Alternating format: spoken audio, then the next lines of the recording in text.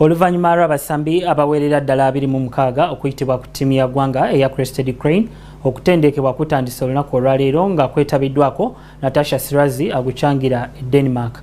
Uganda yetegekera okuttunka ne Kenya ekisumu mu mupiira ogw'omukwano okugenda okubeerawo ku Sunday eno. Ebisingawo ku ggulire lino mu nnabyamizannyo Kabituwe. Olunaku lw'eggulo abasambi 26 be bayitiddwa ku ttiimu y'eggwanga ya Crested Crane era nga batandise okutendekebwa olwaleero ku kisaawe kya Philip Omondi Stadium e Lugogo.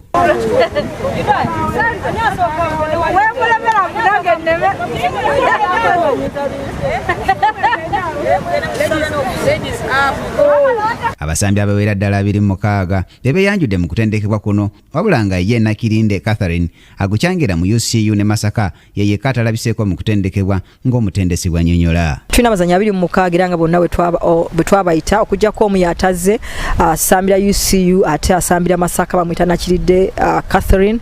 Tukyalinamu obuzibuzibu kuba bagamba alimu 6 naye ndowooza enkya tukyakwatagana federation ekyakwatagana n'essomero okulaba nti ndi muto asobola okujja igate ku banne.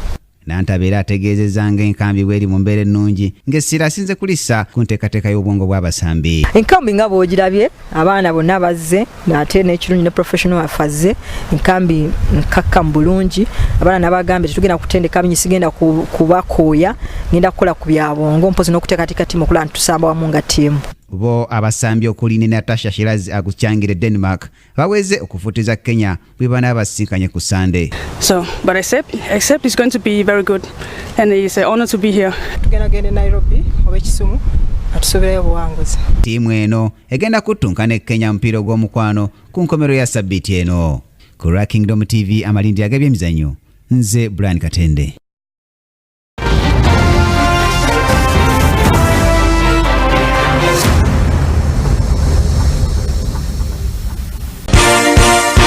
This is Kingdom TV.